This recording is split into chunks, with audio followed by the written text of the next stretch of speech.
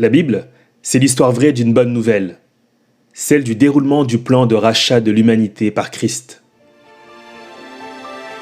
Tout cela est exprimé dans les Écritures par des alliances. En effet, comme nous l'avons vu précédemment, nous avions fait allégeance à l'ennemi et étions vendus, livrés au péché. Au moyen du sang versé, une route nouvelle et vivante nous est inaugurée. Une alliance plus excellente. Qu'est-ce qu'une alliance ? Un accord entre deux parties basé sur une promesse. Définition simple. Dans la Bible, nous observons le déroulement de ce sauvetage au travers différentes alliances. Adamique, noachique, abrahamique ou encore mosaïque. Les alliances ne sont plus communes que nous ne pouvons le penser. Voyons les liens professionnels ou l'arrivée au pouvoir d'un chef d'État notamment. Un accord plus une promesse. Pas toujours tenu, je vous l'accorde. Mais il n'est pas sans dire que le péché affecte aussi ce type de lien. Le mariage illustre assez précisément la notion d'alliance.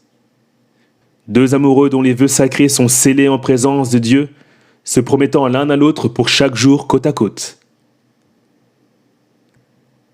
Là encore, ce lien sacré n'est pas épargné. Nos vies de piété reposent sur la confiance ou la foi en une promesse. Ton rachat et mon rachat par la personne et l'œuvre de Jésus-Christ. Les vœux de Dieu, inscrits dans sa parole, Christ étant l'incarnation de celle-ci. La promesse n'est autre que le Fils de Dieu lui-même. Comptons 3 alliances principales. Premièrement, l'alliance de rédemption, l'accord de Dieu avec lui-même, conclu dans l'éternité passée entre les 3 personnes de la divinité. Le Père décrète l'élection et envoie le Fils dans le monde pour l'accomplissement de notre rédemption. Le Fils accomplit donc cette œuvre de rédemption par sa vie parfaite, son sacrifice à la croix et sa résurrection d'entre les morts. Le Saint-Esprit, celui qui a relevé le Seigneur du tombeau, applique la rédemption à nos vies par la nouvelle naissance. Naître une seconde fois. Grâce infinie. Deuxièmement, l'alliance des œuvres. L'accord entre le Père, Adam et Ève. Accord prélapsaire, signifiant avant la chute. Ici, la promesse est celle de la vie éternelle, symbolisée par l'arbre de vie. Dans l'alliance des œuvres, le destin de la race humaine était décidé sur la base de l'obéissance d'Adam et Ève. L'alliance violée, le monde a été plongé dans la ruine. La rédemption n'est pas la reconquête du paradis perdu. Elle n'est pas non plus le retour à l'état initial, c'est-à-dire celui d'Adam et Ève avant la chute. La rédemption est une ascension à l'état où ils se seraient rendus s'ils avaient réussi à respecter les termes de l'alliance. Dieu n'est pas dans l'obligation de promettre quoi que ce soit à quiconque. Il n'est débiteur de personne. De ce fait, malgré qu'il s'agisse d'une alliance basée sur l'accomplissement d'une œuvre humaine, elle ne demeure pas moins une grâce car provenant de Dieu.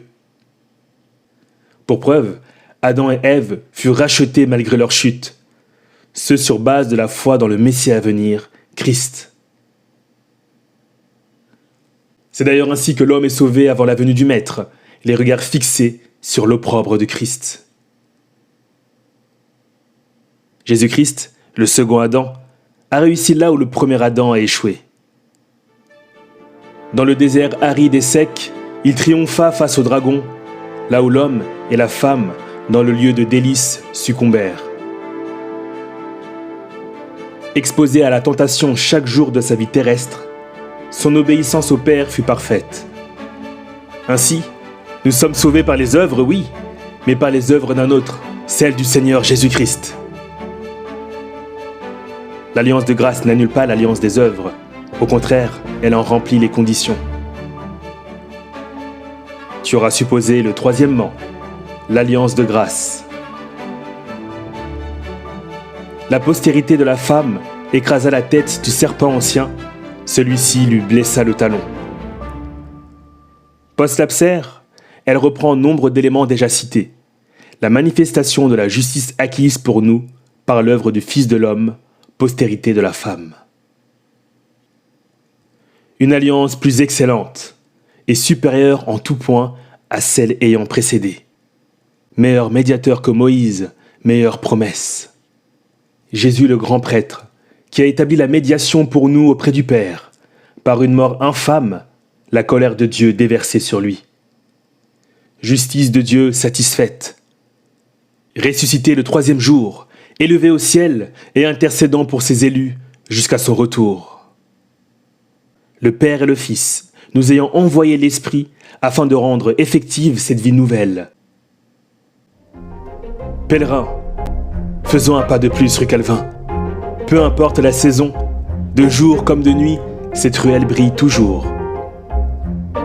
Un enfant né, le Fils unique donné, Père de la création, engendré éternellement.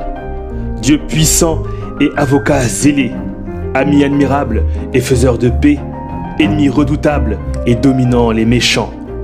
C'est ici ma plaidoirie, que dis-je, ma louange, celle d'un obscurantiste éclairé par la grâce.